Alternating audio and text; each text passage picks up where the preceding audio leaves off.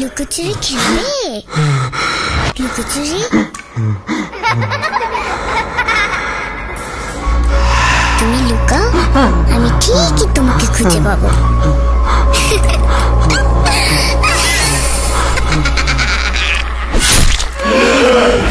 Voot.com with Russell. Welcome back. আশা করছি আপনারা সবাই ভালো আছেন, ভালোর দলে আছেন। আমিও ভালো আছি, ভালোর দলে আছি। এবং আজকের এই স্পেশাল যে স্টোরিটি, সেই স্টোরিটি পাঠিয়েছেন আমাদেরকে সিফাত আলম, আপনাদের সবার পছন্দের একজন মানুষ। কথা না বাড়িয়ে আমরা সরাসরি ঘটনায় চলে যাব। যেভাবে লেখা আছে আমি সেভাবেই সিফাতের ঘটনাটি পড়ে শোনাচ্ছি।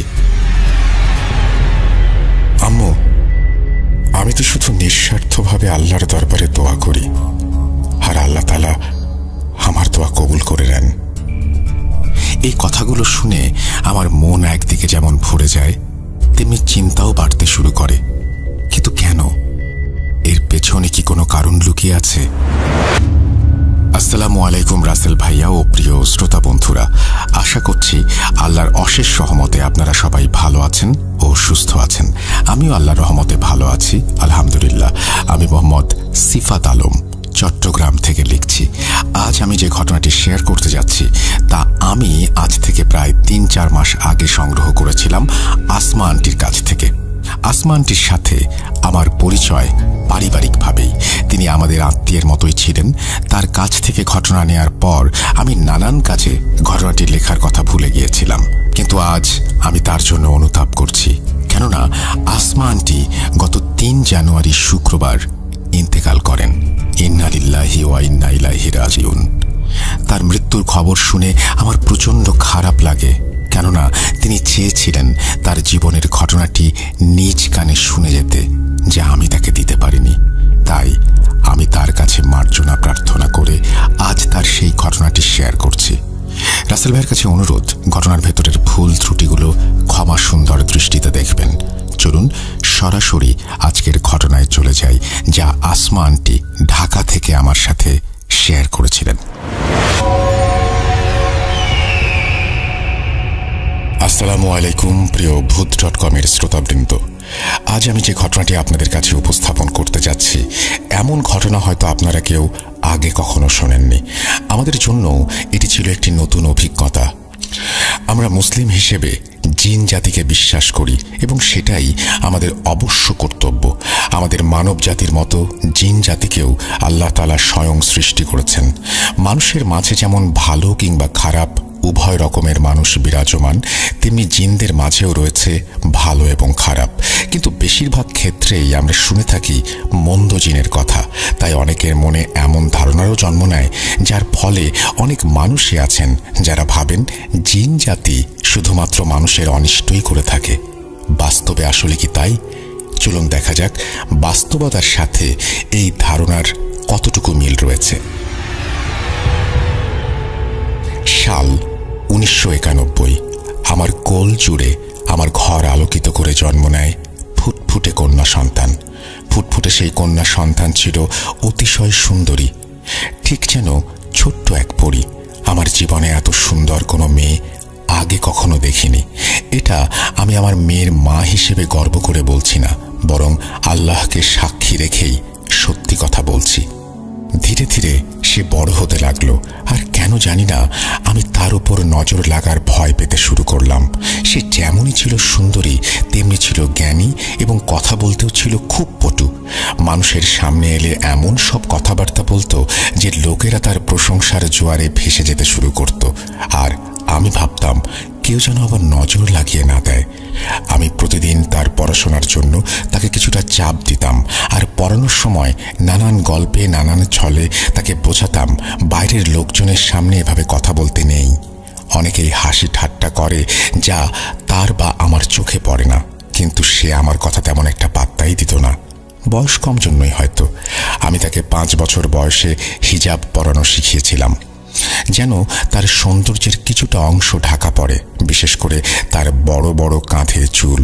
হিজাব পরার কারণে শুধুমাত্র ওর ছোট্ট মুখটা বের হয়ে থাকতো, আর তাকে দেখে যেন কোনো বিড়াল ছানার চাইতেও কম মনে হতো না।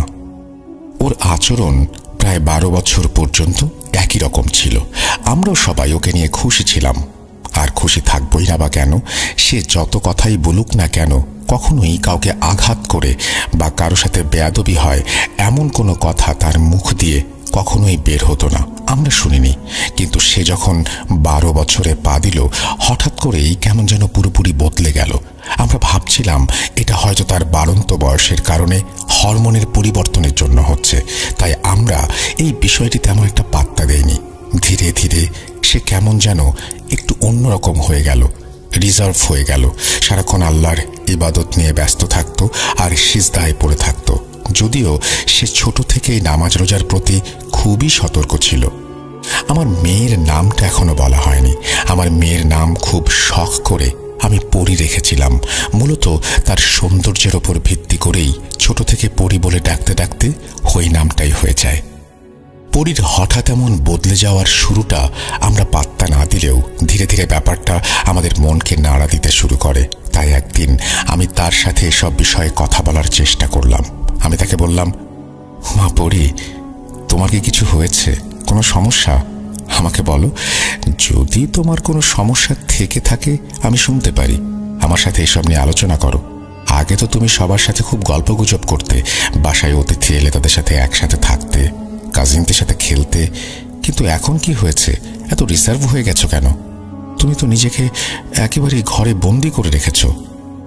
সে আমার কথা শুনে একগাল মিষ্টি হেসে আমাকে সান্ত্বনা দিতে লাগলো আর বলল, এমন কিছু না মা, আমার শুধু মনে হয় বেশি বেশি সময় আল্লাহর সাথে কাটানো উচিত। আমি এতেই নিজের মনে প্রশান্তি খুঁজে পাই। আগে কি করে আনন্দ পেতাম সেসব নিয়ে চিন্তা করো না মা, এখন আমি আল্লাহর সান্নিধ্যেই বেশি আনন্দ পাচ্ছি। ওর কথা শুনে মা হিসেবে আমি বেশ খুশি হই। একজন মায়ের এর থেকে বেশি আর কি চাওয়ার আছে? এত অল্প বয়সে দিনদার মেয়ে কতজনের ভাগ্যেই বা জোটে। এসব নিয়েই আমাদের জীবন হেসে খেলে কেটে যাচ্ছিল। জীবন নিয়ে আমাদের কারোর বিন্দু মাত্র কোনো অভিযোগ ছিল না। একদিন আমার এক বান্ধবী প্রায় 2.5 বছর পর আমাদের বাসায় আসে। তারা অন্য শহর থেকে আমাদের শহরে নতুন শিফট হয়ে এসেছিল। আমি নানান বিষয় নিয়ে তার সাথে কথা বলতে শুরু করি। একে তো ছোটবেলার বান্ধবী, তাও আবার এতদিন পর দেখা। সেও একে একে তার সব কথাগুলো বলতে শুরু করে। কথার এক পর্যায়ে সে জানায় তার নাকি বিদেশি 2টি তোতা পাখি আছে। সেই তোতা পাখি দুটিকে নাকি সে প্রায় 1 বছর ধরে পালে। কিছুটা দুঃখ নিয়েই সে আমাকে জানালো পাখি দুটি নাকি এখনো কোনো ডিম দিচ্ছে না। আমি তার মন খারাপ হতে দেখে তাকে সান্ত্বনা দিতে লাগলাম আর বললাম, দেখা যাবে, হয়তো শীঘ্রই তার পাখি দুটি ডিম দিবে ঠিকই। আমরা দুইজন মিলে এসব নিয়ে আলোচনা করছিলাম। হঠাৎ আমি দেখলাম আমার মেয়ে আমাদের ঘরে প্রবেশ করলো। সে যে আমার বান্ধবীর সাথে খুবই আদরের সাথে সাক্ষাৎ করলো আর খবরাখবর নিল এবং আমাদের সাথে বসে গেল, এটাতে আমি বেশ খুশি হয়েছিলাম। আমি অবাক হচ্ছিলাম যে আজ সূর্য কোন দিক দিয়ে উঠল, যে আমার মেয়ে আজ রুমের বাইরে বের হয়ে এসে আবার নিজে থেকে কথাও বলছে। বেশ ভালোই লাগছিল তার এই আচরণ দেখে। আমার বান্ধবীর সাথে সে অনেক কথাই বলল। যখন আমার বান্ধবী উঠতে লাগলো বাড়ি যাওয়ার জন্য, তখন আমার মেয়ে তাকে বলল, আন্টি, আপনি একটা কাজ করুন, আপনার বারান্দার সামনের দিক থেকে তোতাগুলোকে সরিয়ে দিন। আপনি তাদেরকে একটু ভেতরের দিকে আর পেছনের দিকে রেখে দিন, তাহলেই আপনার তোতারাও ডিম দিতে শুরু করবে। আমার মেয়ের কথা শুনে আমার বান্ধবী হাঁ করে আমার মেয়ের দিকে তাকিয়ে থাকে কিছুটা সময়। আমি অবাক হচ্ছিলাম এই ভেবে যে আমি বা আমার বান্ধবী কেউই পরীকে তোতা পাখি নিয়ে কোনো কিছু জানায়নি। পরে এই ভেবে নিজের মনকে মানিয়ে নেই যে সে হয়তো দরজার বাইরে থেকে রুমে প্রবেশ করার আগে আমাদের কথাগুলো শুনতে পেয়েছিল। এভাবে নিজেকে সামলানোর পরও আমার মাথায় অন্য এক চিন্তা ঘুরপাক খেতে লাগলো। আমার মেয়ে তো কখনো আমার বান্ধবীর বাড়ি দেখেইনি। তারা তো এই শহরে এলোই 3-4 দিন আগে। তাহলে পরি কিভাবে জানলো যে তোতাগুলো বারান্দায় রাখা কিনা আর বারান্দার সামনের সাইডেই বা রাখা কিনা? আমার বান্ধবী পরির কথা শুনে বিচলিত মুখে হাসি দিয়ে মাথা নেড়ে সেখান থেকে চলে গেল। সে যাবার পরপরই আমি পরিকে জিজ্ঞেস করলাম, মা পরি, এটা কি ছিল? উত্তরে সে বলল, কিসের কথা বলছো মা? আমি তাকে আমার প্রশ্ন বুঝিয়ে দিয়ে পুনরায় উত্তরের জন্য অপেক্ষা করতে লাগলাম। সে আমাকে বলল, আমি তো তোমার ঘরের সামনে দিয়ে যাচ্ছিলাম, তখনই আন্টির কথাটা শুনলাম, আর তাই ভেতরে চলে আসলাম। আমার তো আগে থেকেই কিছুটা তোতাদের নিয়ে অভিজ্ঞতা আছে। তারা ডিম না দিলে যদি তাদের জায়গা বদলানো হয়, তাহলে অনেক সময় তারা ডিম দিতে শুরু করে। আমার মেয়ে পাখি পালতো ছোটবেলা থেকে, তাই তার এই কথা আমার কাছে যৌক্তিকই মনে হয়েছিল। কিন্তু পাখি দুটি কোথায় রাখা আছে সেটা সে কিভাবে জানতে পারল, এই প্রশ্নের উত্তর আমি তখনও পাইনি। আমি পুনরায় তাকে বললাম, আচ্ছা সেটা না হয় হলো, ঠিক আছে, কিন্তু এটা বলো তুমি কিভাবে জানলে যে তাদের তোতাগুলো কোথায় রাখা আছে? সে বলল, মা, সাধারণত লোকেরা তোতাদেরকে বা যে কোনো পাখিকে বারান্দার সামনের দিকেই রাখে। আমি শুধু আন্দাজ করেই কথাটা বলেছিলাম। আমি তার কথা শুনে চুপ করে গিয়েছিলাম, কেননা তার উত্তর তার স্থান থেকে তো সঠিকই ছিল, কিন্তু কেন জানি না বারবার মনে হচ্ছিল কিছু একটা তো অবশ্যই আছে যে আমি ধরতে পারছি না। এই ঘটনার প্রায় 7-8 দিন অতিবাহিত হয়। 7-8 দিন পর আমার বান্ধবী পুনরায় আমাদের বাড়িতে এলো। ঘরে ঢুকেই সে অত্যন্ত খোশ মেজাজে জানালো তার তোতারা নাকি ডিম দিতে শুরু করেছে। আমি তাকে জিজ্ঞাসা করলাম সে কি কোনো পদক্ষেপ নিয়েছিল কিনা যার ফলে তোতারা ডিম দিতে শুরু করলো। সে বলল, আমার মেয়ে যেমনটা বলেছিল সে নাকি শুধু তেমনটাই করেছে, অর্থাৎ সে পাখির জায়গা পরিবর্তন করেছে, আর 1 সপ্তাহের মধ্যেই তোতারা ডিম দিতে শুরু করেছে। আমার বান্ধবী চাইছিল আমার মেয়েকে ডেকে এনে ধন্যবাদ জানাবে, কিন্তু যখন আমি মেয়েকে ডেকে আনতে গেলাম তখন সে বলল, আম্মু, আন্টিকে বলো তার কাজ হয়ে গেছে, তিনি যেন আল্লাহর কাছে শুকরিয়া আদায় করেন। আমাকে শুকরিয়া জানাতে হবে না, আমি কিছু করিনি। যেহেতু আমার বান্ধবী পরীর সাথে দেখা করতে চেয়েছিল, তাই আমি তাকে বলেছিলাম একটু বাইরে আসতে। বাইরে এসে সে যেন আন্টিকে শুধু সালামটা দিয়ে চলে যায়, কিন্তু সে বাইরে আসতে চাইল না। বাধ্য হয়ে আমাকে বাইরে গিয়ে আমার বান্ধবীকে বলতে হলো পরী ঘুমাচ্ছে। এভাবেই আমাদের দিন কেটে যেতে থাকে। কিছু সময় পর পরী স্কুলে যাওয়াও বন্ধ করে দিল। নিজে থেকেই কোরআন হিফজ করার চেষ্টা করতে শুরু করলো। তার জোরাজুরিতে আমি এক মহিলা শিক্ষিকা নিয়োগ দিলাম তাকে হিফজ করানোর জন্য। আমি তার আচরণে এত পরিবর্তন দেখে মাঝে মাঝে খুশি হতাম, আবার কখনো কখনো বেশ বিরক্তও হতাম। এমন না যে আমার ঘরের পরিবেশ খুবই ধার্মিক টাইপের ছিল, কিন্তু তাকে দেখে ভালো লাগতো যে আল্লাহর পথে সে চলছে। কিন্তু সমস্যা ছিল একটাই, সে যে দুনিয়াদারি একেবারেই ছেড়ে দিয়েছিল। না সে আমাদের সঙ্গে কোথাও বের হতো, না তার কোনো বন্ধু ছিল। সে কেবল নিজেকে নিজের ঘরে বন্দি করে রাখত। একদিন আমার অন্য আর এক বান্ধবী আমাদের বাসায় এলো, যে কিনা আমাদের সব থেকে কাছের বান্ধবী ছিল। সে এসে আমার কাছে এক প্রকার কেঁদেই ফেলল। সে তার দুঃখের কথা আমাকে জানাতে শুরু করলো। সে বলেছিল যে তার স্বামী নাকি বাড়ির দিকে একদমই কোনো খেয়াল রাখছে না, এমনকি আমার বান্ধবীকেও নাকি সময় দিচ্ছে না। সকাল থেকে রাত পর্যন্ত বাইরেই থাকে, রাতে বাড়িতে আসলে তার মুড খারাপ থাকে। আমি তার কথা শুনতে শুনতেই খেয়াল করলাম আমার মেয়ে ঘরে ঢুকছে।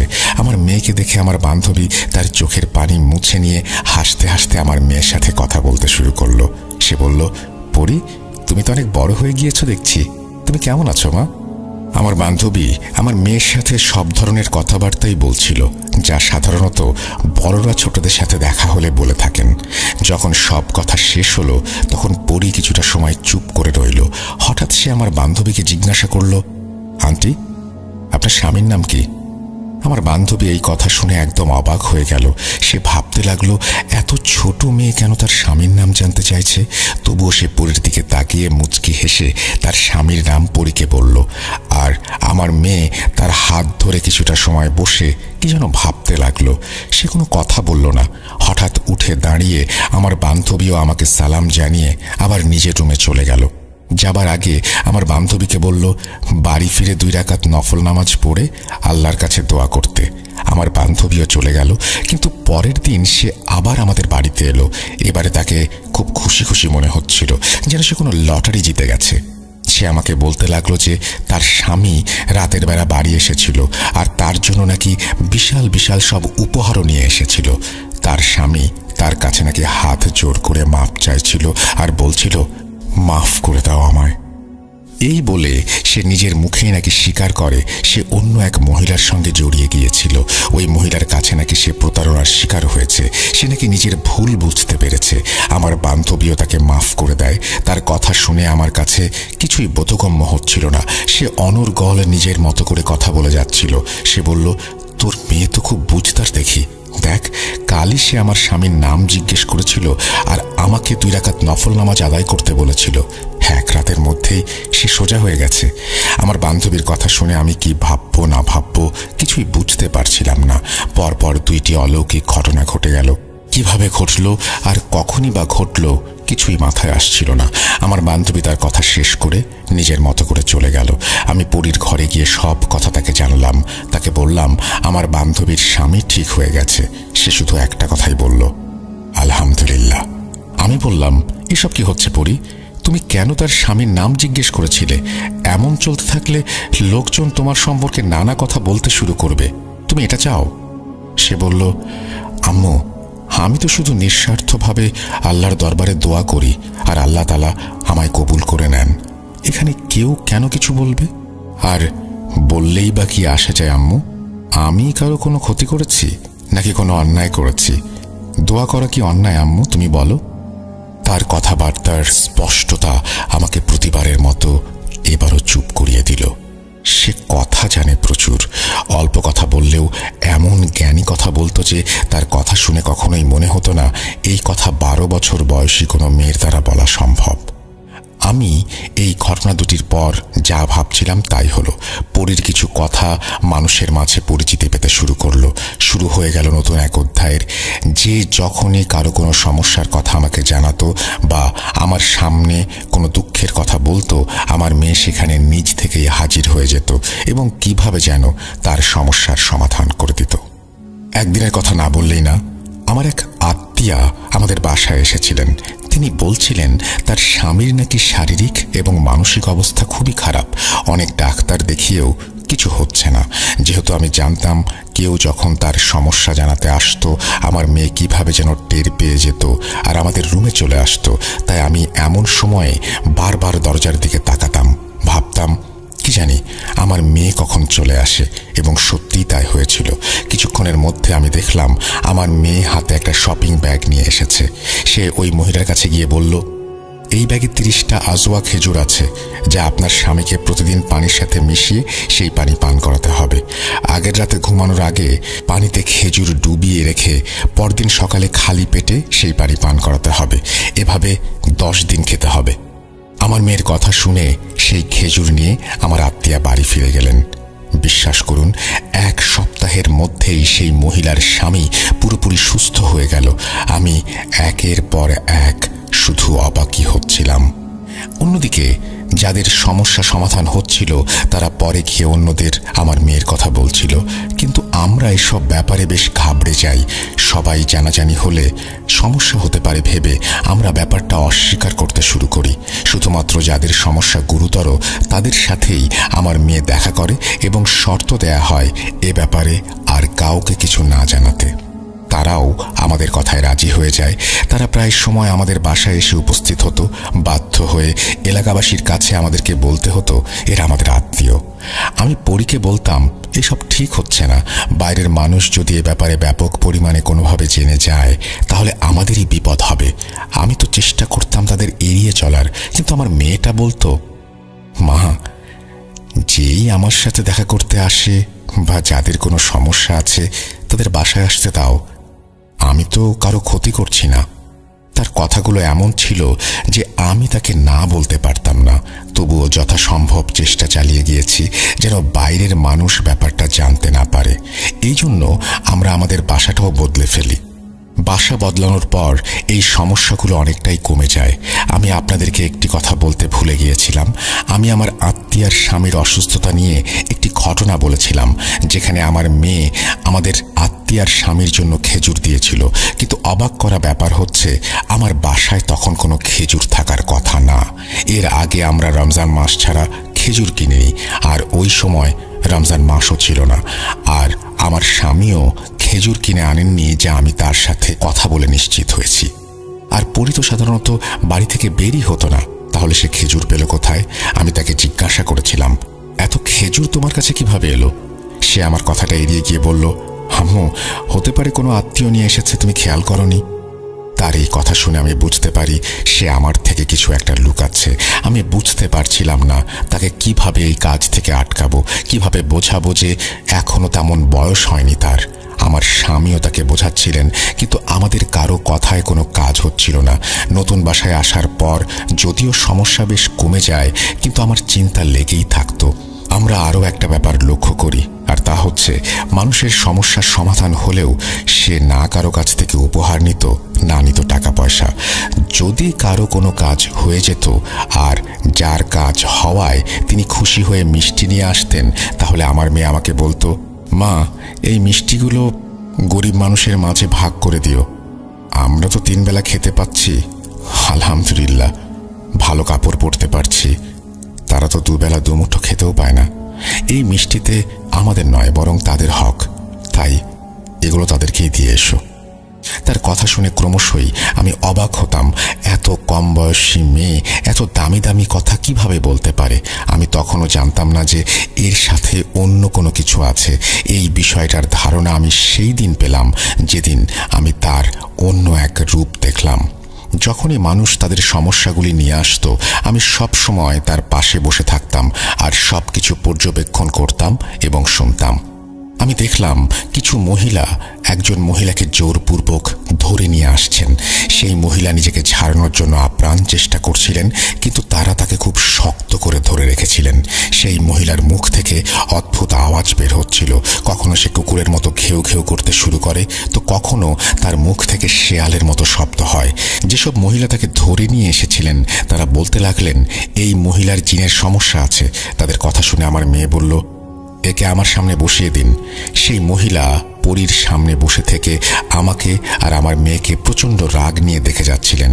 কুকুর যেভাবে কামড় দিতে আসে ঠিক সেভাবে সেই মহিলা পরীর দিকে বারবার মুখ বাড়িয়ে তাকে কামড় দিতে আসছিলেন।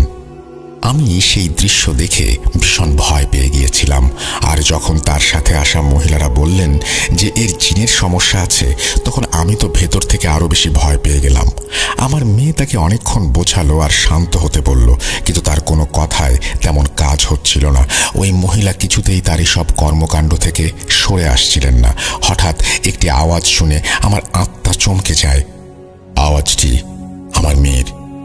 ওই মহিলার ঘেউ ঘেউয়ের পর পরবর্তী যে আওয়াজটি আমি শুনলাম সেটি ছিল এক বড় পুরুষের গম্ভীর আওয়াজ। তিনি এত জোরে বললেন, চুপ হয়ে যা, যার ফলে ওই মহিলা ভয়ে যেন একেবারে স্তব্ধ হয়ে গেল। সে যে ভীত হয়ে গিয়েছিল তা আমরা তাকে দেখে ভালোভাবেই বুঝতে পারছিলাম, কিন্তু তার সাথে আমরাও সবাই ভীত হয়ে গিয়েছিলাম। আর এর কারণ সেই পুরুষালী গলা আমার মেয়ের মুখ থেকে বেরিয়েছিল। আমি আমার মেয়ের পাশেই বসেছিলাম, কিন্তু তার সেই গলা শুনে আমি উঠে দাঁড়িয়ে গেলাম। আমার মেয়ের মুখ দেখে আমি নিজেও ভয় পেয়ে গিয়েছিলাম। তার মুখটা ছিল একেবারে ভয়ার্ত লাল। পুরুষালী গলায় সেই মহিলাকে ডাকলো, যার ওপর জিন ভর করেছিল। তার ওপর জিন উপস্থিত থাকার পরেও সেই মহিলা এতটা ভয় পেয়ে যায় যেন কিছু একটা দেখে সে প্রচণ্ড ভয় পাচ্ছে। কাছে যেতেই পরি তার হাত ধরল এবং একই পুরুষালী গলায় তাকে জিজ্ঞেস করতে লাগলো, কি করছিস এসব? এই মহিলাকে কেন এত বিরক্ত করছিস? আমার প্রশ্নের জবাব না দিলে সমস্যা নেই, কিন্তু আমার হুকুম না মানলে সমস্যা হবে তোর। এবার ভেবে দেখ কি করবি। পরীর কথা শুনে সেই মহিলার ওপর ভর করা জিন পরীর সামনে একেবারে বাচ্চা ছেলের মতো কাঁদতে শুরু করলো। তার অবস্থা এমন ছিল যেন মাছকে কেউ পানির বাইরে বের করে নিয়ে এসেছে। সে বলল, হুজুর, আমাকে মাফ করে দিন, আমি আর বিরক্ত করব না। আমি জানতাম না এরা আপনার কাছে আসবে। সে সব বলতে বলতে যেভাবে চিৎকার করছিল আর বলছিল, মেরো না আমায়, মেরো না, মনে হচ্ছিল যেন কেউ সামনে আছে যিনি কিনা তার উপর ক্রমাগত আক্রমণ করে যাচ্ছেন। হঠাৎ সেই মহিলা পরীর পায়ে পড়ে গেলেন আর বলতে লাগলেন, হুজুর, আমাকে মাফ করে দিন। আমি সবচেয়ে বেশি অবাক হচ্ছিলাম এই ভেবে যে সে আমার মেয়েকে হুজুর বলছে কেন। এরপর মহিলা সেখান থেকে চলে গেলেন। তিনি কিছুক্ষণের জন্য অজ্ঞান হয়ে পড়ে রইলেন। কিছু সময় পর আমার মেয়েও আবার স্বাভাবিক হয়ে গেল। মহিলার জ্ঞান ফিরে এলো আর তিনিও স্বাভাবিক হয়ে গেলেন এবং তারা সকলেই প্রস্থান করলেন। যখন সব মহিলারা চলে গেল তখন আমি পরীকে জিজ্ঞেস করলাম, পরী, এসব কি হচ্ছে? তুমি কিভাবে এমন পুরুষের মতো করে কথা বলতে পারো? তখন সে কিছুটা চুপ হয়ে রইল। আমিও তার উত্তরের অপেক্ষা করছিলাম। সে নীরবতা ভেঙে বলল যে সে আমাকে একটা কথা বলতে চায়। সে আমাকে অনুরোধ জানায় মানুষের সাহায্য করতে, আর এই সব কিছুতেই তাকে নাকি একজন ভালো জিন সাহায্য করছে। তিনি পরীকে মানুষের সহায়তার জন্য একটা মাধ্যম বানিয়েছেন, আর যেহেতু এটি ভালো কাজ আর মানুষের সেবা করা আর তাদের বিপদ আপদে পাশে দাঁড়ানো মুসলিম হিসেবে সবার কর্তব্য, তাই সে এটাকে মেনে নিয়েছে। আমি তার কথা শুনে তাকে জিজ্ঞাসা করলাম, কি বলছো তুমি? তুমি কি বুঝতে পারছো তুমি কি বলছো? এর মানে কি কোনো ভালো জিন আছে তোমার সাথে? এটা কি আদৌ আমার পক্ষে মেনে নেওয়া এত সহজ হবে? আগেও আমি জিজ্ঞেস করেছি তোমার কাছে তোমার কোনো সমস্যা আছে কিনা, তুমি কিছুই বলনি। আর আজ হঠাৎ এভাবে সব বলতে শুরু করলে। একবারও ভাবলে না তোমার বাবা মায়ের কেমন লাগবে? হোক সে কোনো নেক জিন, ভালো জিন, করুক সে মানুষের উপকার, কিন্তু আমরা এসব কিভাবে মেনে নেব? আমি অঝরে কেঁদে বুক ভাসালাম। আমার মেয়ে আমাকে সান্ত্বনা দিয়ে বলল, আম্মু, তুমি নিজেই দেখো আমাদের ধর্ম আমাদের কি বলে, সুন্দর চরিত্রের পাশাপাশি মানুষের কল্যাণে এগিয়ে যাবার, কারো অনিষ্টের কারণ না হবার। আমি তো সেই ধর্মের নিয়ম মেনেই চলছি, আর যিনি আমার সাথে আছেন তিনিও তো আমাকে আমাদের ধর্মের ব্যাপারে বিস্তারিত জানিয়েছেন, আল্লাহর পথে চলার শিক্ষা দান করেছেন। তিনি আমার শিক্ষক হয়ে আছেন, তিনি যেভাবেই থাকবেন। তোমরা এসব নিয়ে ভয় পেও না, তোমাদের পরী তোমাদেরই থাকবে। তার কথা শুনে আমি তাকে জড়িয়ে ধরি। আমি আমার মেয়েকে হারাতে চাই না, তাই ভয় পাচ্ছিলাম। কিন্তু যখন ভাবি সে কখনো কারো কোনো ক্ষতি বা মনোকষ্টের কারণ হয়নি, তখন মনে কেমন যেন এক অদ্ভুত প্রশান্তি অনুভব করি। কিন্তু সবকিছুর পরও যখন থেকে পরী আমাকে বলেছিল যে তার সাথে নেক বা ভালো জিন আছে, তখন থেকেই আমার মনে একটা ভয় জেগে উঠেছিল। সে কিছুতেই পিছিয়ে যেতে প্রস্তুত ছিল না। আমি বুঝতে পারছিলাম না কিভাবে তাকে পেছনে সরাবো। কোনো উপায়ন্তর না দেখে আমি আমার পরীকে আল্লাহর কাছে সমর্পণ করি। এছাড়া আমার আর কিছুই করার ছিল না। তার পুরুষালী গলায় কথা বলা, মানুষের সমস্যা সমাধান করা, এসব তো 12 বছরের একটা মেয়ের পক্ষে কখনোই সম্ভব নয়। তার সাথে ভালো জিন আছে বলেই সে এই কাজ করতে পেরেছে, যা আমার আর বোঝার বাকি থাকলো না। থাক সেসব কথা। একদিন আমার স্বামীর অফিসের বস তাকে অফিসে ডেকে নিয়ে বললেন, একটু দরজা লক করে ভেতরে আসুন। আমার স্বামী বসের কেবিনে প্রবেশ করার পর বস তাকে বললেন, আমি আপনার মেয়ের ব্যাপারে কিছু কথা শুনেছি, এই কথাগুলো কি সত্যি? বসের এমন প্রশ্ন শুনে আমার স্বামী বেশ ঘাবড়ে যান আর এসব অস্বীকার করতে শুরু করেন। পরীর বাবা তাকে জিজ্ঞেস করেন তাকে এসব কথা কে বলেছে। বস তাকে জানান তার এক আত্মীয়ার জিনের সমস্যা ছিল। সে কুকুরের মতো ঘেউ ঘেউ করত আর প্রচণ্ড আক্রমণাত্মক হয়ে উঠেছিল। আমার মেয়ের চিকিৎসায় সে এখন পুরোপুরি সুস্থ। আমার স্বামী বুঝতে পারলেন তার বস কোন মহিলার ব্যাপারে কথা বলছেন। তিনি সবই জেনে গেছেন জিনের ব্যাপারে। তিনি বসকে বললেন, স্যার, আমি জানি না আসলে কি সত্যি কি মিথ্যা, কিন্তু লোকজন বলেন যে তাদের সমস্যাগুলো নাকি মিটে যায়। এটা শুনে তার বসের চোখে পানি চলে এলো। তিনি বললেন, আমি গত 10 বছর ধরে এত বড় এক পরীক্ষার মধ্যে আছি, তোমাদের সে কথা কি আর বলবো। তারপর তিনি কাঁদতে কাঁদতে আমার স্বামীকে বললেন, আমার একটা ছেলে আছে, তার বয়স প্রায় 30 বছর। 20 বছর বয়স পর্যন্ত সে খুব ভালোই ছিল, নিয়মিত কলেজে যেত, অনেক বন্ধুও ছিল। কিন্তু এরপর কি যে হলো কেউ জানে না। সে লোকজনের ওপরে হামলা করতে শুরু করলো। তার মস্তিষ্কের অবস্থা এমন মনে হচ্ছিল যেন ভেতর থেকে তা পুরোপুরি নষ্ট হয়ে গেছে। গত 10 বছর ধরে বিশ্বের নানান প্রান্তে ছুটে বেড়াচ্ছি, ডাক্তার দেখিয়েছি, কিন্তু কোনো চিকিৎসাতেই তার বিন্দু মাত্র কোনো উন্নতি হয়নি। বলতে গেলে আমার চেষ্টায় 1% সফলতাও পায়নি। সে এতটাই বেপরোয়া আর হিংস্র হয়ে উঠেছে এসেছে যে গত 10 বছর ধরে আমরা তাকে শেকল দিয়ে বেঁধে রেখেছি, তাকে ঘুমের ইঞ্জেকশন দিয়ে ঘুম পাড়ানো হয়। সে সারাদিন শুধু পাগলের মতো চিৎকার করে। বসের ছেলের এই অবস্থার কথা শুনে, বসের চোখে পানি দেখে আমার স্বামীর চোখেও পানি চলে এসেছিল। বস তাকে অনুরোধ করেন পরীর সাথে এ ব্যাপারে কথা বলার জন্য। আমার স্বামী তার বসকে আশ্বাস দেন যে তিনি পরীর সাথে এই ব্যাপারে কথা বলবেন। রাতে যখন আমার স্বামী বাড়ি ফিরে এলেন, তখন তিনি সরাসরি পরীর ঘরে চলে গেলেন এবং সব কিছু তাকে জানালেন। পরী তখন তার বাবার কাছে সেই ছেলের নাম জানতে চাইল।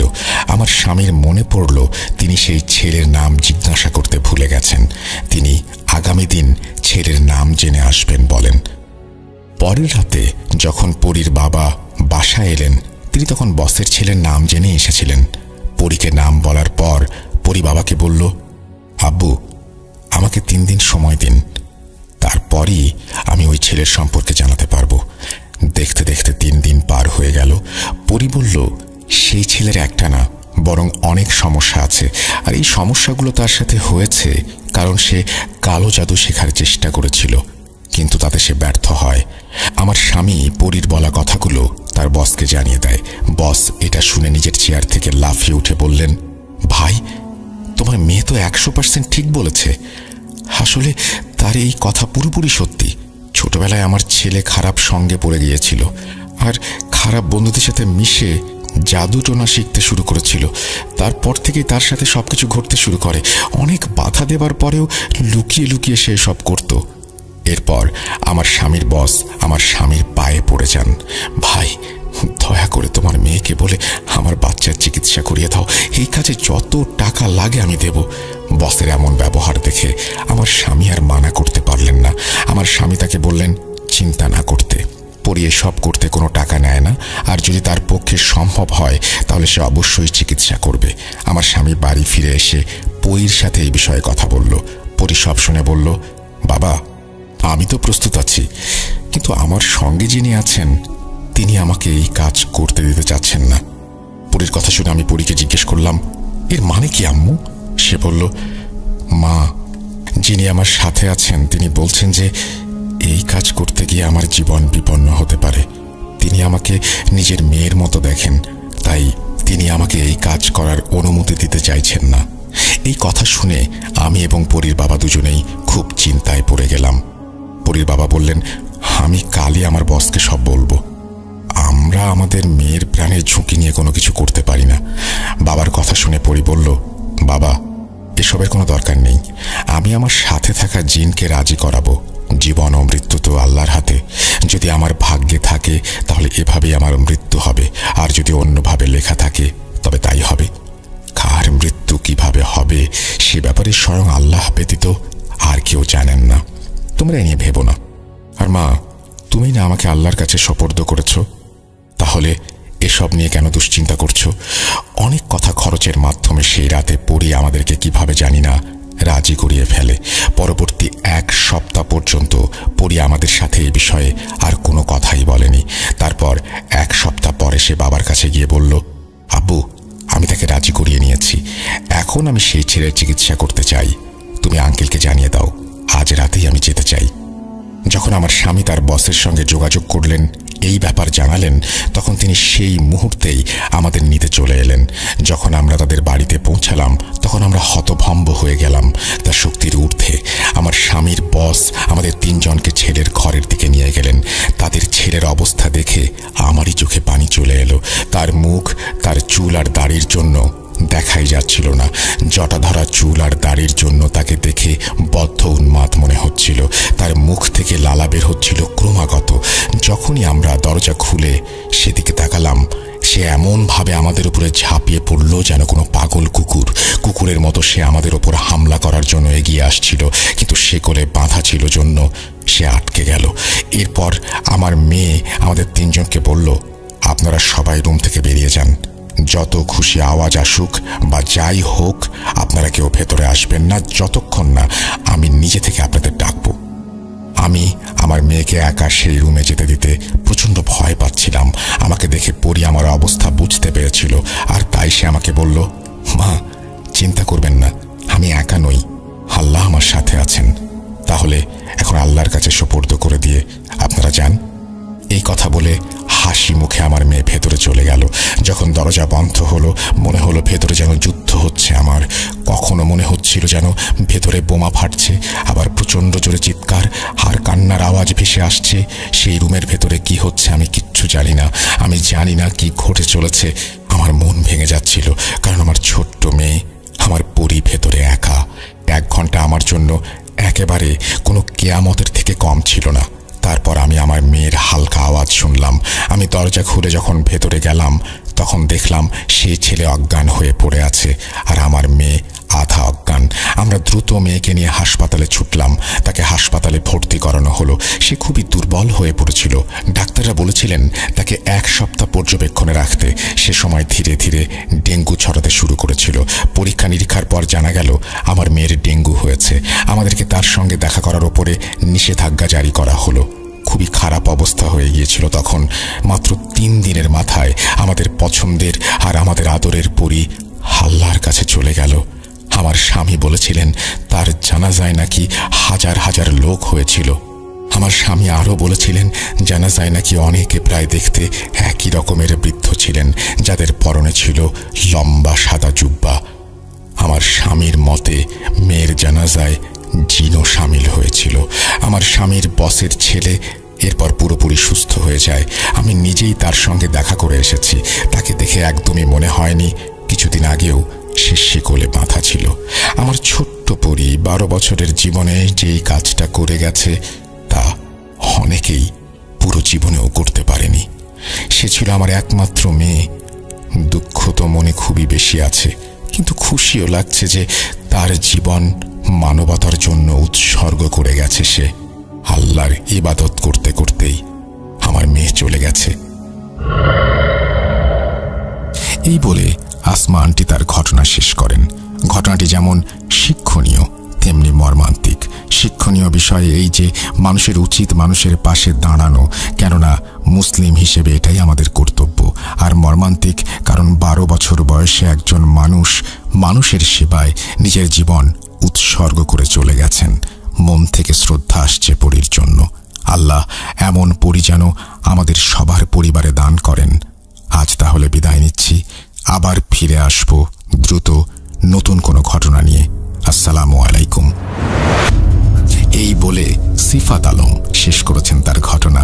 এবং আপনারা জানেন যে বার্থডে স্পেশালে আমরা রেগুলারই স্পেশাল সব ঘটনা শোনাচ্ছি আপনাদের। তারই একটি ঘটনা আজকে শোনানো হলো। আশা করছি এই ঘটনাটি আপনাদের ভালো লেগেছে।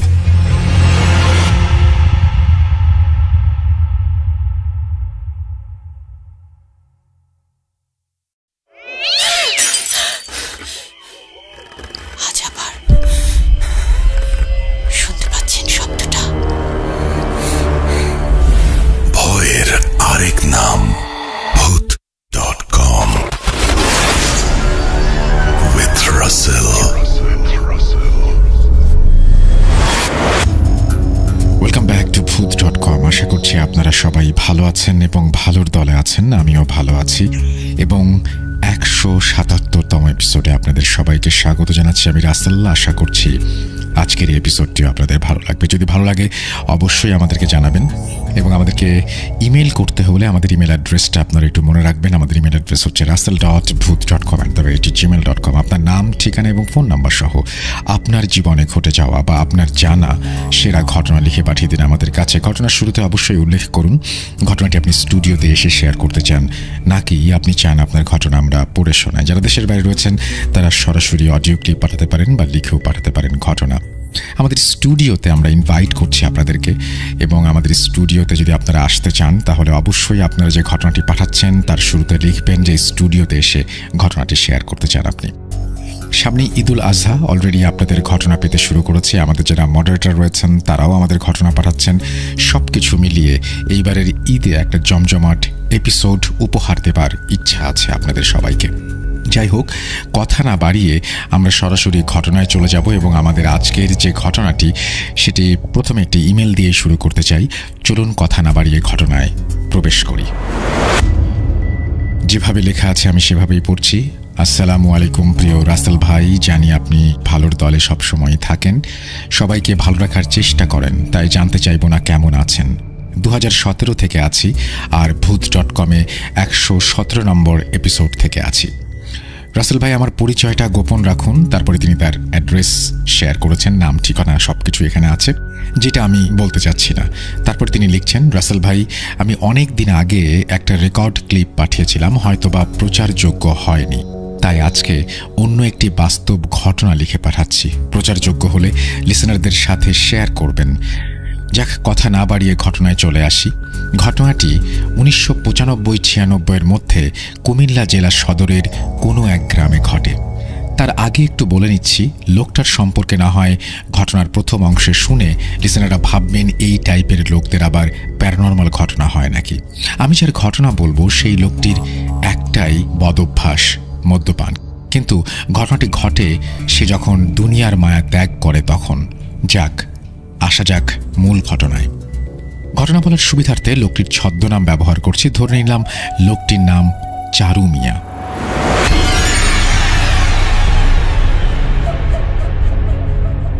একদিন চারু মিয়া অনেক বেশি মদ্যপান করে।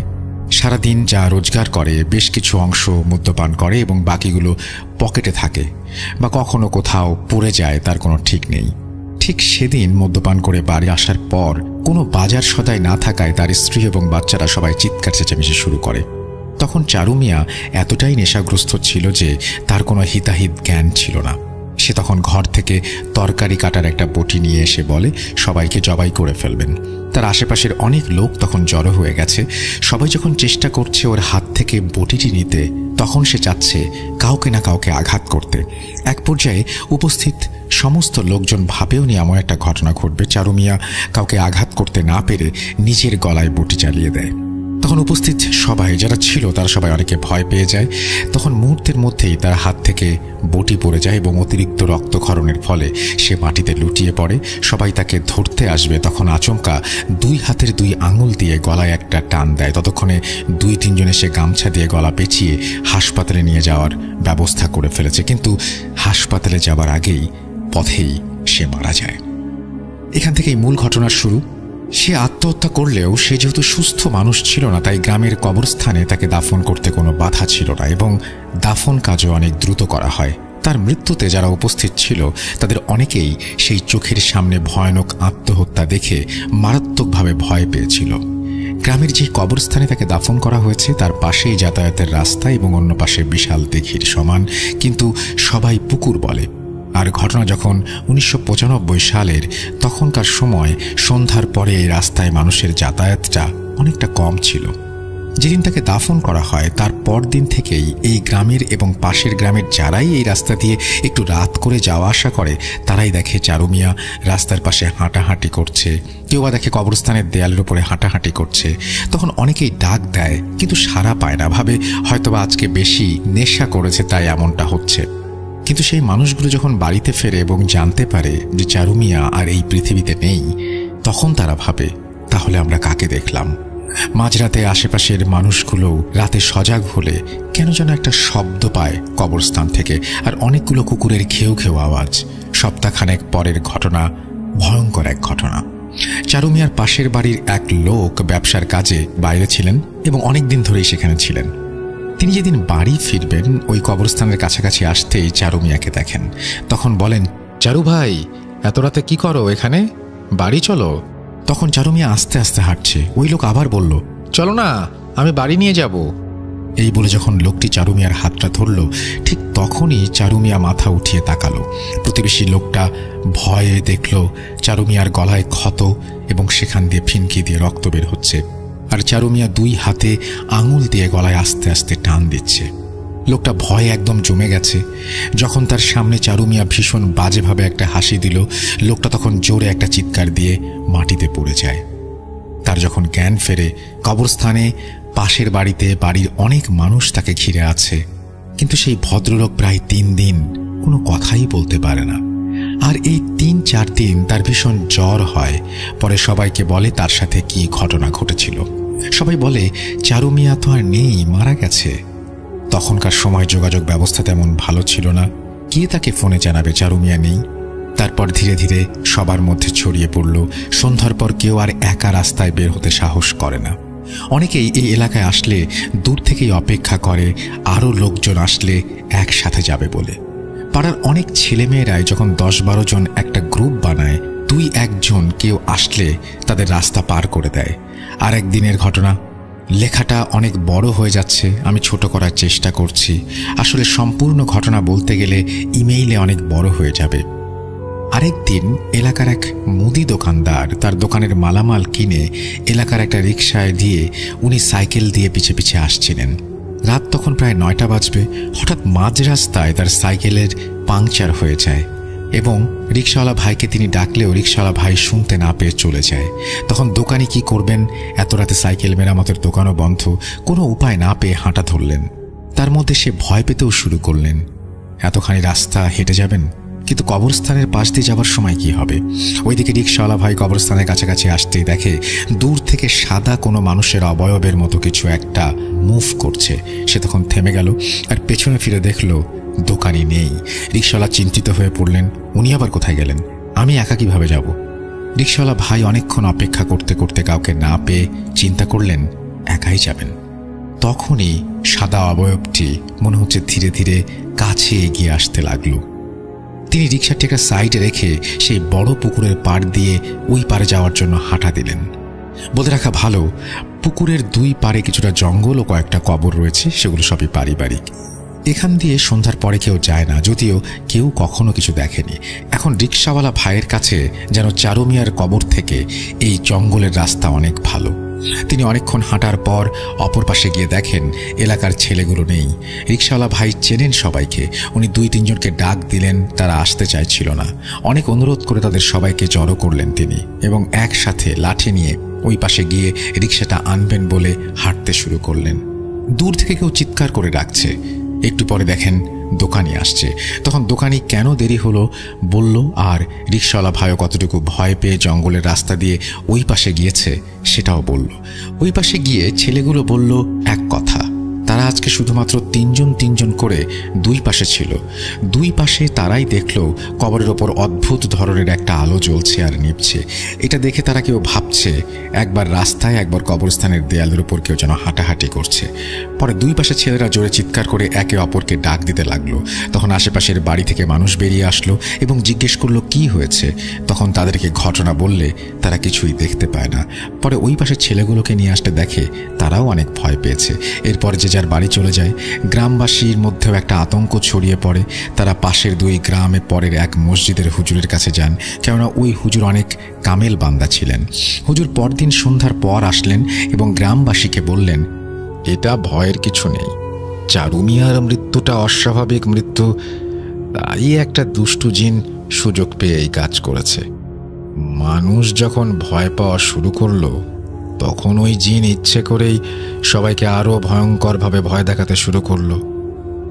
আর চারু মিয়ার দাফনে হয়তোবা কিছু ভুল ছিল। যাক, এশার নামাজের পর তোমরা সবাই আসো, আমি গায়েবানা জানাজা পড়ে দোয়া করে দেব, ইনশাল্লাহ আর কোনো সমস্যা হবে না। হুজুর এই গ্রামের মসজিদে এশার সালাত আদায় করে তার নিয়ম মতো জানাজা এবং দোয়া করে চলে যান। পরবর্তীতে আর কোনো সমস্যা না হলেও মানুষজন সন্ধ্যার পর একা আসা যাওয়া করতেন না সেই রাস্তা দিয়ে। এই ছিল ঘটনা। ইমেলটা বড় হয়ে গেল, অনেক কিছুই বাদ দিতে হয়েছে।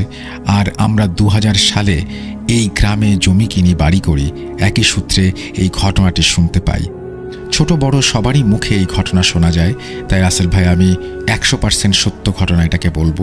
প্রচারযোগ্য হলে প্রচার করবেন, আর ঘটনা সিলেক্টেড হলে আমাকে জানাবেন। এই প্রথম আমি অনেক বড় একটা লেখা লিখলাম।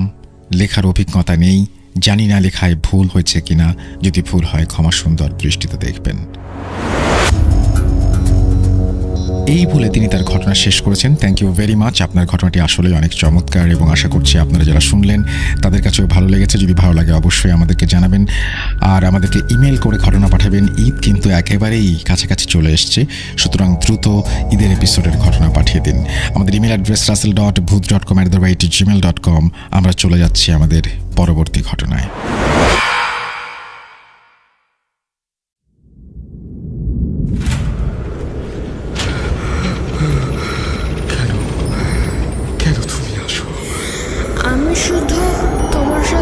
থাকতে চায়।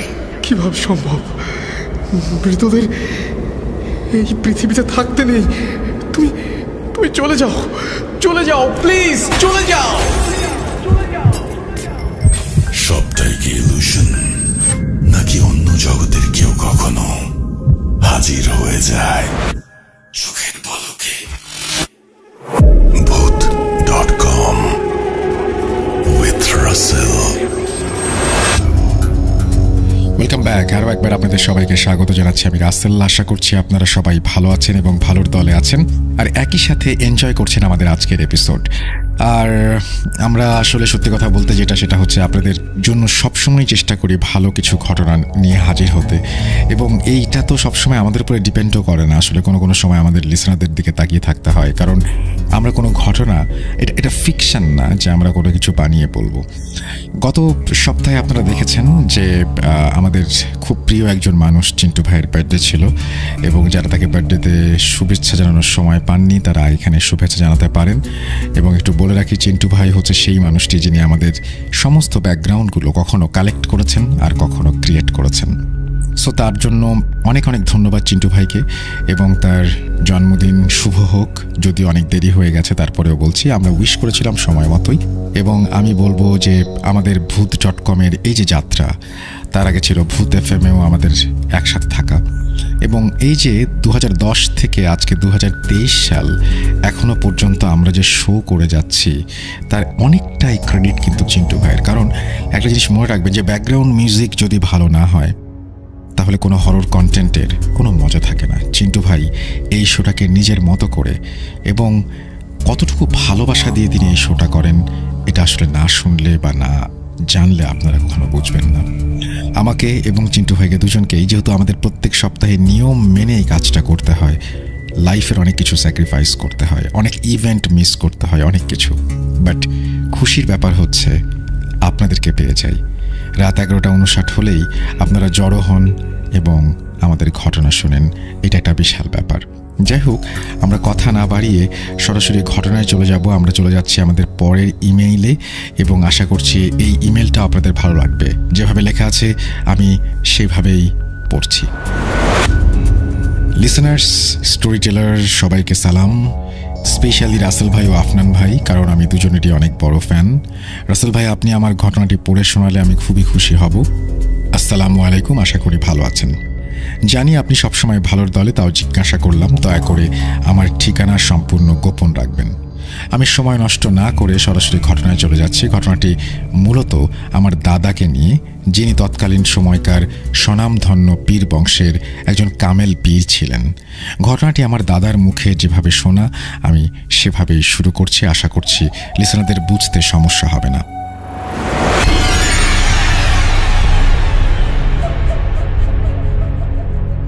ঘটনার সময়কাল 1970-এর মাঝামাঝি দিকে। আমাদের গ্রামটা তখন অত্যন্ত অজপাড়া গা। আমার বয়স তখন এই ধরুন 16 কি 18। আমি তখন আমাদের বাসা থেকে বেশ দূরে একটা মাদ্রাসা ছিল, সেই মাদ্রাসায় পড়তাম এবং বোর্ডিংয়ে থাকতাম। তো একদিন হলো কি, মাদ্রাসার বড় হুজুর আমাকে ডাকলেন এবং বললেন, হামিদ মিয়া, তোমাকে আজকে আমার সাথে পাশের একটি গ্রামে যেতে হবে। আমি জিজ্ঞাসা করলাম, হুজুর কেন? হুজুর গম্ভীর স্বরে আমাকে বললেন, ওই গ্রামে কিছুদিন যাবত একটু সমস্যা হচ্ছে, আমাকে মাগরিব বাদে সেখানে যেতে বলা হয়েছে, তাই তোমাকেও নিয়ে যাই। হুজুরের মুখে এই কথা শুনে আমি 7-5 না ভেবে বললাম, আচ্ছা, মাগরিব বাদ আমি তৈরি হয়ে থাকব, আপনি ডাক দিলে আপনার সাথে চলে যাব। যথারীতি যে কথা সেই কাজ। মাগরিবের নামাজ শেষ করতেই হুজুরে আমাকে বললেন, হামিদ মিয়া, আমার ঘরে কিছু জিনিসপত্র ভরা একটা ব্যাগ আছে, তুমি ব্যাগটা নিয়ে আমার সাথে চলো। তৎকালীন সময় কোনো যানবাহনের অতটা চলাচল ছিল না, তাই হুজুর আর আমি পায়ে হেঁটে রওনা দিলাম পাশে গ্রামের উদ্দেশ্যে আমাদের যাত্রা। পথে যাওয়ার সময় কোনো সমস্যা হয়নি যদিও, কিন্তু ওখানে পৌঁছানোর পর যা দেখলাম তা দেখার জন্য আমি মোটেও প্রস্তুত ছিলাম না। আমি মূলত যেই বাড়ির উদ্দেশ্যে ওইখানে যাই, ওইখানে পৌঁছানোর পর দেখি সেই বাড়ির উঠোনে 3টা লাশ শোয়ানো আছে। শুধু লাশের গায়ে একটি করে চাদর দিয়ে রাখা। আশেপাশের মানুষ একটু দূরে দাঁড়িয়ে আছে। হুজুর এরকম অবস্থা দেখে ওই লাশের পরিবারদের জিজ্ঞাসা করলেন, কি হয়েছে, আর লাশকে এই অবস্থায় রেখেছ কেন? এদের গোসল করানো হয়নি? মূলত আমরা সেখানে যাই লাশের জানাজা এবং কিছু অশরীরীর ঘটনার মীমাংসা করতে। হুজুর পরিবারের একজনকে বললেন, লাশের মুখ থেকে চাদর সরাও, আমি এদেরকে একটু দেখতে চাই। কিন্তু কেউ সাহস করে এগিয়ে আসেনি। তখন আমাকে হুজুর বলল, হামিদ মিয়া, এই লাশের উপর থেকে চাদর সরিয়ে একটু দেখাও। হুজুরের কথা মতো আমি চাদরটা সরাই, কিন্তু চাদরটি সরিয়ে আমি আমার জীবনের সব থেকে ভয়াবহ জিনিসটি দেখি, আর তা হলো লাশটি মাথার সাইড থেকে পুরো অর্ধেক পর্যন্ত মনে হয় কেউ চাপাতি দিয়ে কুপিয়ে আলাদা করে ফেলেছে। কিন্তু না, পরে দুটি লাশের ওপর থেকে চাদর সরানোর পর দেখি একটি লাশের ঘাড়ের ওপর থেকে পুরো শরীরের অর্ধেক নেই। মনে হচ্ছে কেউ তাদেরকে টেনে ছিঁড়ে আলাদা করে ফেলেছে। এই দেখে আমি সহ্য করতে পারি না, সাথে সাথে বমি করে দেই। তা দেখে হুজুর আমাকে বলল, হামিদ মিয়া, তুমি ঠিক আছো? আমি অভয় দিয়ে বলি, হ্যাঁ ঠিক আছে। এরপর যথারীতি গ্রামের কিছু সাহসী লোক দিয়ে লাশের গোসল ও জানাজা দিয়ে দাফন করে দেওয়া হয়। এরপর পরিবারের কাছে হুজুর জিজ্ঞাসা করলেন এই সব ঘটল কিভাবে। পরিবারের একজন বয়োজ্যেষ্ঠ কষ্টভরা মুখ করে বললেন, এরা 3 জন আমার ছেলে। এরা প্রতিদিন কুমার নদীতে নৌকায় মাছের খোঁজে দূরে দূরে যেত। হঠাৎ একদিন তারা 3 ভাই মিলে কাঠের তৈরি অদ্ভুত একটা বাক্স বাসায় নিয়ে আসে। তারপর তারা সেই বাক্সটা খোলার জন্য অনেক চেষ্টা করে, কিন্তু পারেনি। গত 5 দিন আগে অনেক চেষ্টার পর ওই বাক্স ভাঙতে সফল হয়েছে। বাক্স ভাঙার পর থেকেই তারা কেমন যেন শুরু করেছিল।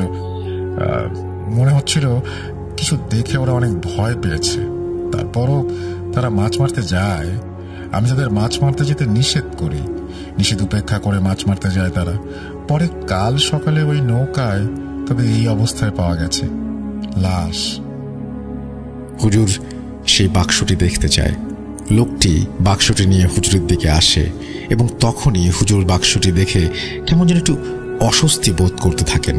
তারপরে হুজুর ভালো করে বাক্সটি পর্যবেক্ষণ করেন এবং তিনি দেখতে পান, আমিও দেখতে পাই, বাক্সটির সারা গায়ে বিভিন্ন রকমের লেখা, এবং লেখাগুলো তৎকালীন সময় হুজুর ঠিক মতো পড়তে পারছিলেন না, কিন্তু তারপরও যতটুকু তিনি পড়তে পেরেছিলেন তা হলো বাক্সটির ওপরের অংশে লেখা ছিল, মৃত্যু সমান, যে খুলবে সেই মরবে। এই শুনে ওইখানকার সব লোকজন এবং আমিও চমকে যাই। সাথে সাথে হুজুর বাক্সটি আগুনে পুড়িয়ে ফেলতে চান, কিন্তু দুঃখের বিষয় হলো বাক্সটি আগুনে পোড়ানো যাচ্ছিল না। সব বুঝে শুনে হুজুর বলেন, এই বাক্সটি আমার সাথে নিয়ে যাব এবং কাল সন্ধ্যায় আমি এর ফলাফল জানাবো যে বাক্সটি আসলে ধ্বংস করতে পারা যাবে কিনা। এরপর আমরা ওখান থেকে বাড়ির দিকে রওনা দেই। মাদ্রাসার দিকে চলে আসি। বাড়িতে আসার সময় আমাদের কিছু টুকটাক সমস্যার ভেতর পড়তে হয়, যেমন জোরে জোরে গাছে ঝাঁকি দেওয়া, পিছন থেকে বিভিন্ন পশু পাখির কণ্ঠ শুনতে পাওয়া, মেয়েলি কান্নার আওয়াজ শোনা। তারপরে হুজুর সাথে ছিলেন দেখে মনে সাহস ছিল। আমাদের মাদ্রাসায় পৌঁছাতে তখন প্রায় রাত 1টা। মাদ্রাসায় আসার পর হুজুর তার নিজের কাছে থাকা কিছু জিনের মাধ্যমে জানতে পারে যে এই বাক্সটি প্রায় 250 থেকে 350 বছরের পুরনো বাক্স। এটা বিভিন্ন যুদ্ধে এ ধরনের অস্ত্র হিসেবে নিক্ষেপ করা হতো এবং নিক্ষেপের সময় অস্ত্র ভেঙে যেত এবং ওই অস্ত্রের থেকে 8 থেকে 10 জন বন্দী থাকা জিন আশেপাশে প্রায় সব মানুষকে নৃশংসভাবে হত্যা করত এবং পুনরায় সেই অস্ত্রের ভেতর, মানে বাক্সের ভেতর চলে যেত এবং বাক্সটি পুনরায় আগের মতো হয়ে যেত। এই কাজে এই বাক্স তৈরি করা হতো এবং তারা আরও বলে এই বাক্স তৈরি হয়েছিল সুলাইমান আলাইহিস সালামের আমলে। তারা বলেন এরকম বাক্স পৃথিবীতে প্রায় 95 থেকে 96টি আছে। কালের বিবর্তনে এই বাক্সের ধরন ও আকার পাল্টিয়েছে। হুজুর তখন বলেন এই বাক্স ধ্বংস করা যায় কিভাবে? তখন সেই জিনগুলো হুজুরকে জানায় এই বাক্স কোনোদিন ধ্বংস করা যায়নি কিংবা যেত না, তাই তারা এই বাক্সগুলো বিভিন্ন জায়গায় মাটি খুঁড়ে কিংবা বিভিন্ন গোপন স্থলে লুকিয়ে রাখে। তারা এও জানান এই বাক্স প্রথম তৈরি করেছিলেন সুলাইমান আলাইহিস সালাম তার সৈন্যদের রক্ষা করার জন্য। তারপর থেকে ওই বাক্স বড় হুজুর গোপনে কোথাও লুকিয়ে রাখে এবং 3 জনকে সেটা পাহারা দিতে বলে, যাতে কেউ কোনোদিন আর ওই বাক্সের সন্ধান না পায়। আমার দাদাসহ আমাদের এই পীর বংশের বিভিন্ন লোকের মুখে শোনা আজও সেই বাক্স আমাদের বংশের কারো না কারো কাছে লুকানো আছে। আমার ফ্যামিলি মেম্বারদের সাথে অনেক ধরনের ঘটনা ঘটেছে, সেগুলো আমি একে একে পাঠাবো এই বলে তিনি তার ঘটনা শেষ করেছেন। Thank you so much. আপনি লিখেছেন, আপনার নাম ঠিকানা বলতে মানা করেছেন, আমি বললাম না, আমি দেখতে পাচ্ছি আপনার নামটি। এবং অনেক ধন্যবাদ আপনাকে এরকম চমৎকার একটা স্টোরি আমাদেরকে আবারও উপহার দেওয়ার জন্য। লিসনার্স, আশা করছি আপনাদেরও ভালো লেগেছে, এবং যদি ভালো লাগে অবশ্যই আমাদেরকে জানাবেন। আর আমাদেরকে ঘটনা পাঠাতে হলে আমাদের ইমেল অ্যাড্রেস হচ্ছে russell.booth.com@gmail.com। আপনার নাম, ঠিকানা এবং ফোন নাম্বার সহ আপনার জীবনে ঘটে যাওয়া বা আপনার জানা সেরা ঘটনা পাঠিয়ে দিন আমাদের কাছে। ঘটনার শুরুতে অবশ্যই উল্লেখ করুন যে ঘটনাটি আপনি স্টুডিওতে এসে শেয়ার করতে চান, নাকি আপনি চান আপনার ঘটনা আমরা পড়ে শুনে। আমাদের ফেসবুক পেজ হচ্ছে www.facebook.com/russell.স্বাধীন। আমরা চলে যাব আমাদের পরবর্তী ঘটনায়।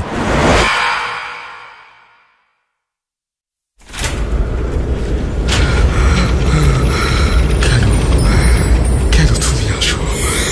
আমি শুধু তোমার সাথেই থাকতে চাই। তুমি চলে যাও, চলে যাও, প্লিজ চলে যাও। Booth.com with Russell.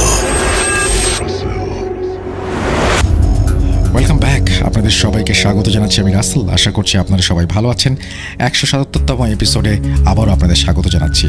অনেকেই বিভিন্ন ধরনের প্রশ্ন করছেন, অনেকেই প্রশংসা করছেন আমাদের এই ঘটনাগুলোর, এবং আশা করছি আমাদের ঘটনাগুলো আপনাদের ভালো লাগছে। এবং আমাদেরকে ফেসবুকে যারা কমেন্ট করছেন তাদেরকে অসংখ্য ধন্যবাদ। আমাদেরকে আরও কমেন্ট করতে চাইলে লিখুন। আমাদের ফেসবুকের লিঙ্কে যে আপনাদের কমেন্ট সেকশানে গিয়ে আপনারা লিখতে পারেন www.facebook.com/russell.স্বাধীন। আমরা চলে যাব আমাদের পরবর্তী ঘটনায়, এবং আশা করছি যে পুরোটা সময় আমাদের সঙ্গে থাকবেন। যেভাবে লেখা আছে আমি সেভাবেই পড়ছি। আসসালামু আলাইকুম রাসেল ভাই, কেমন আছেন জিজ্ঞেস করবো না, কারণ আমি জানি আপনি সবসময় ভালোর দলে। আমি ফাহাদ, লিখছি সিলেট থেকে। স্টুডিওতে এসে ঘটনা বলা আমার পক্ষে সম্ভব নয়, তাই আমি ঘটনাটি ভালো লাগলে পড়ে শোনানোর অনুরোধ করছি। আমি ক্লাস 5 থেকে ভূত FM শুনে আসছি। মধ্যখানে বেশ কিছু সময় আপনার শো বন্ধ ছিল।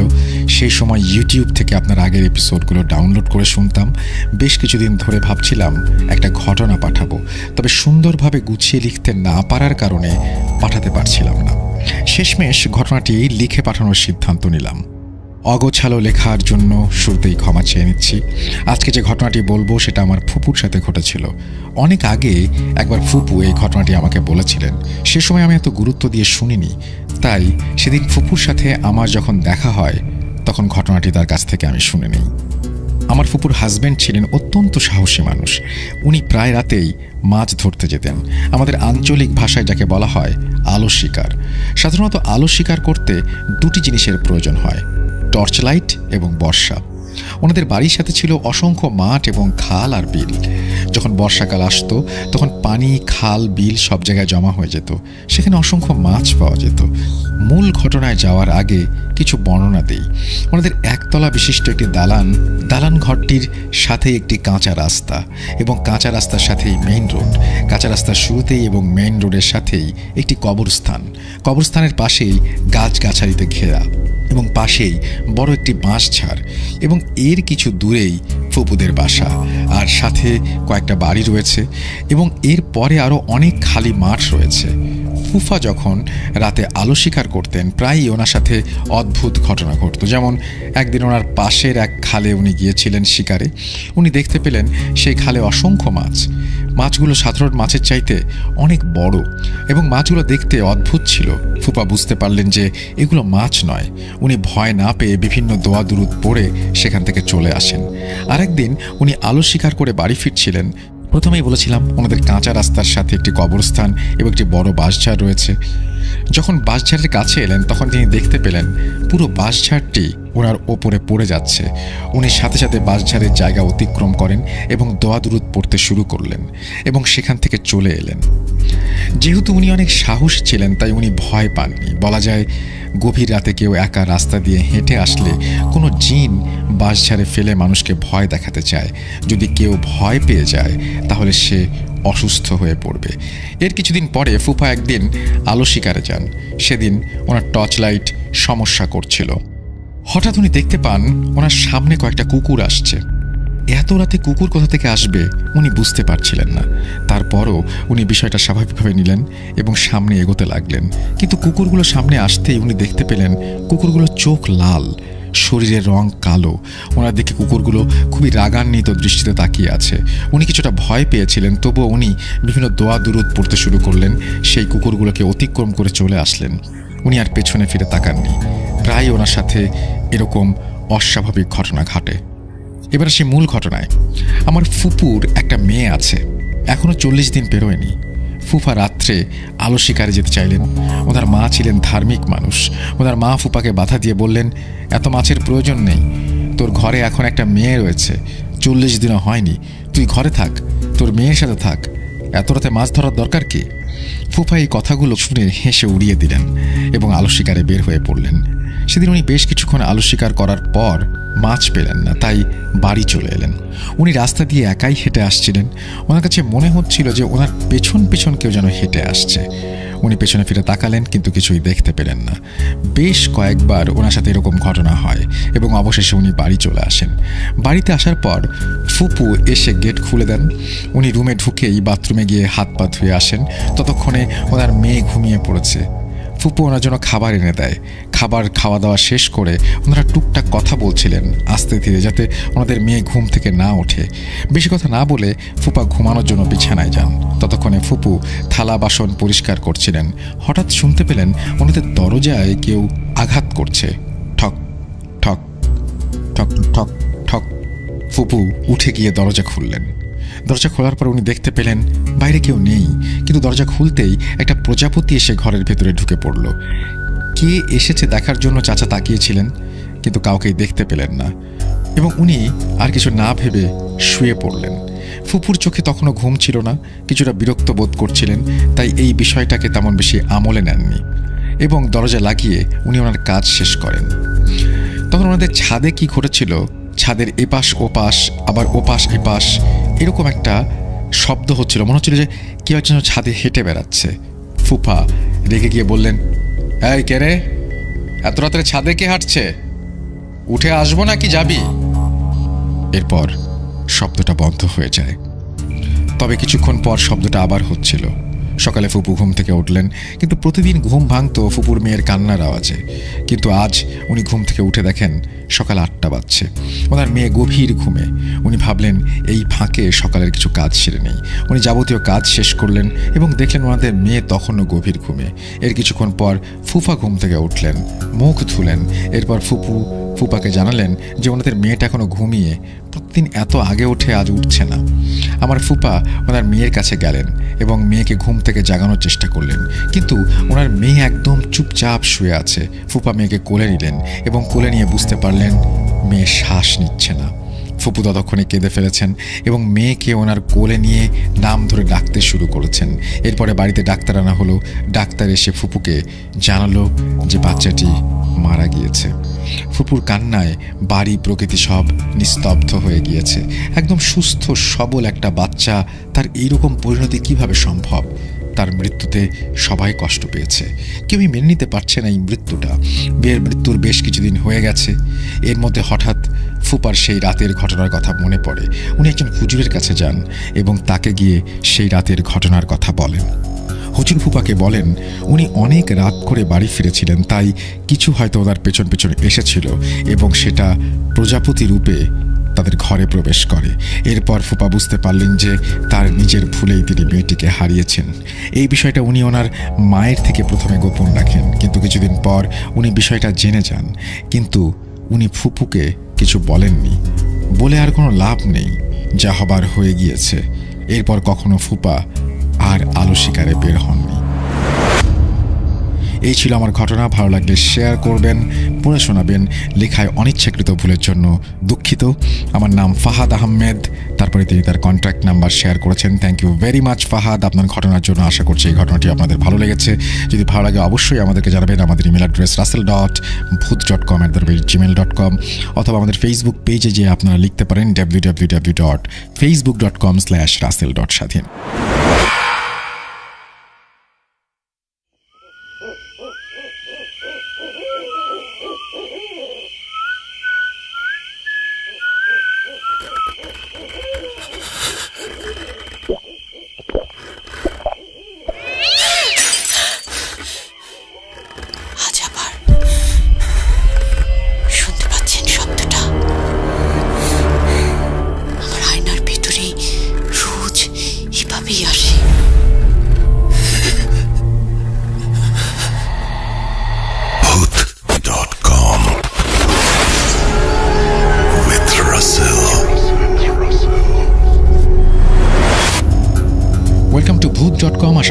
সবাই ভালো আছেন। সানডে স্পেশাল এপিসোডে আপনাদের সবাইকে স্বাগত জানাচ্ছি আমি রাসেল, এবং আজকেও আরও একটা নতুন ঘটনা নিয়ে আপনাদের সামনে হাজির হয়ে গেলাম।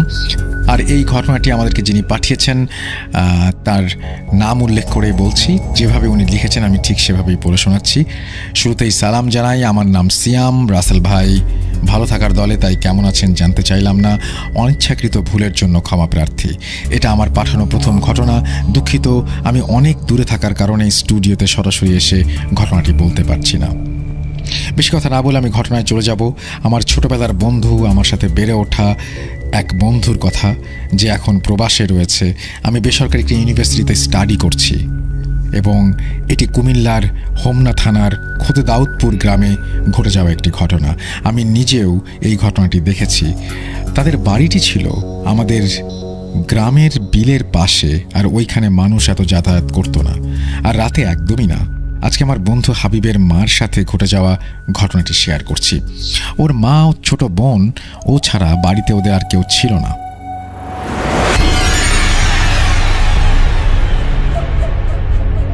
হাবিব প্রায় খেয়াল করতো রাতে ওর মা হুটহাট ওদের বাসা থেকে বের হয়ে যেত, কিন্তু সে তেমন সাহস পেত না মার পিছু নেবার। ওদের বাড়িতে ওদের একটা পোষা কুকুর ছিল, সে বুঝতে পারত আর মার পিছু নিত। রাতে বাসা থেকে বের হবার পর ওনার 2-3 দিন কোনো খোঁজ খবর পাওয়া যেত না।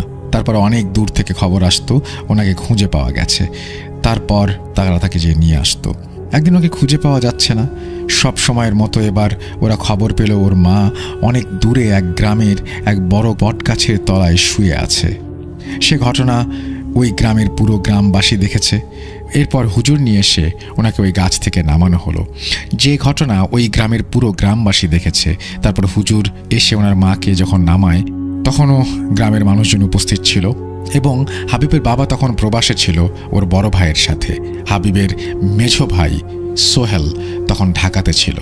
তখন তার মার এরকম অবস্থা দেখে উনি গ্রামে চলে আসেন। উনি আসার পর একদিন রাতে ওই কুকুরের আওয়াজ শুনতে পান, এবং তার ঘুম ভেঙে যায়। দেখে যে ওনার পাশে ওনার মা নেই, দরজাটা খোলা। লাইট নিয়ে বাইরে যেয়ে দেখে ওনার মা ওই বিলের দিকে জমি জমার আইল দিয়ে হেঁটে হেঁটে চলে যাচ্ছে। উনি মা বলে জোরে জোরে ওনাকে ডাকতে থাকেন, অনেক পিছু নেওয়ার চেষ্টা করেন, কিন্তু ওনার মা কোনো রেসপন্স করছিল না। আর সোহেল ভাই যত দূরেই যাক, ওনার মা ততটাই দূরে চলে যায়। এই পর্যায়ে সোহেল ভাই না পেরে বাসায় চলে আসে। এর 2-1 দিন পর তারা খবর পেল আমাদের গ্রামের পাশের গ্রামে বড় একটা বট গাছের নিচে তাকে পাওয়া গেছে, এবং তারপর বিভিন্ন কবিরাজের কাছে তাকে নিয়ে যাওয়া হয়, কিন্তু কোনো সমাধান পাওয়া যায় না। তাদের মধ্যে এক কবিরাজ বলেছিল তাদের সাধ্যের বাইরে এই জিনের ক্ষমতা। তারপর সোহেল ভাইকে সেই বড় হুজুরের ঠিকানা দেওয়া হলো। তারপর সোহেল ভাই সেই বড় হুজুরকে তাদের বাড়িতে নিয়ে আসে। বড় হুজুর বাড়িটি পর্যবেক্ষণ করেন, এবং তারপর বড় হুজুর বলেন তাদের এই বাড়ি হলো এক বদ জিনের আস্তানা। সোহেল ভাইকে সে হুজুর বলল তারা যেন এই বাড়ি যত তাড়াতাড়ি সম্ভব ত্যাগ করে, কিন্তু তারা হুজুরের কথার মূল্যায়ন করল না। এভাবে অনেক দিন যাওয়ার পর হঠাৎ করে একদিন রাতে সোহেল ভাই খেয়াল করলো তার মা বিছানা থেকে উঠে কোথায় যেন চলে যাচ্ছে। তারপর সোহেল ভাই তার মাকে ধরে রাখার চেষ্টা করলো, কিন্তু সে তার সাথে শক্তিতে পেরে উঠল না। তার মা তাকে ছিটকে দূরে ফেলে চলে গেল। তারপর তার মার সাথে তাদের ওই পোষা কুকুরটিও চলে গেল। তারপর সোহেল ভাই তার মার পিছু নেয় এবং মাকে খুঁজে পায় না, কিন্তু কিছুটা দূরে যাওয়ার পর রাস্তার মাঝে কুকুরটাকে অজ্ঞান অবস্থায় দেখতে পায়। তারপর এদিক সেদিক কোথাও মাকে খুঁজে না পেয়ে সোহেল ভাই বাসায় চলে আসে। এর পরের দিন সকালে তার মার মরদেহ তার আপন চাচার রান্নাঘরে হাওয়ায় ঝুলন্ত অবস্থায় পাওয়া যায়। ওই হাওয়ায় ঝুলন্ত লাশটা পুরো গ্রামবাসীর সাথে আমরাও দেখেছিলাম। বিশ্বাস করেন রাসেল ভাই, তার মার লাশটা কোথাও কোনো কিছুর সাথে আটকানো ছিল না। ফাঁসি দিলে যেভাবে ঝুলে থাকে ঠিক সেভাবেই লাশটা ঝুলতে থাকে। তারপর লাশটা মাটি থেকে 4-5 ইঞ্চি ওপরে ছিল, কোনো রকম দড়ি বা কোনো কিছুর সাথে আটকানো ছিল না। এক কথায় লাশটা হাওয়ায় ঝুলছিল। পুরো গ্রামবাসী এটা দেখেছে। থানা থেকে পুলিশ এসে লাশটাকে মাটিতে নামায়। তারপর আমাদের গ্রামের কয়েকটা মসজিদের ইমাম সাহেব এসে কোরআন তেলাওয়াত করে লাশটি মাটিতে নামায়। তারপর পুলিশ ময়না তদন্ত করে, কিন্তু কী কারণে মৃত্যু হয়েছে তা সে সম্পর্কে জানা যায় না। তারপর লাশটিকে গোসল দেওয়ার পর জানাজা পড়ে কবরস্থানে নিয়ে যাওয়া হয়। লাশটি এতটাই ভারী হয়েছিল যে কেউ লাশটিকে কবরস্থান পর্যন্ত নিয়ে যেতে পারছিল না। তারপর হুজুররা কোনো রকমের দোয়া কালাম পড়ে লাশটির কবরস্থান পর্যন্ত নিয়ে যেতে সক্ষম হয়। তারপর লাশটিকে কবরে দেওয়ার সময় অনেক বাধা পেরোতে হয়। লাশটিকে মাটি দেওয়ার সময় মাটি বারবার সরে যাচ্ছিল, যা হুজুর দোয়া পড়ে অনেক বাধার পর মাটি দিতে পেরেছিলেন। আর তার মৃত্যুর পরে তাদের বাসায় তার মার উপস্থিতি টের পেত। এই ঘটনার আরও 2টি পার্ট আছে, যা পরবর্তীতে পাঠাবো, ইনশাল্লাহ পাঠাবেন, এবং আপনার ঘটনার অপেক্ষায় থাকলাম।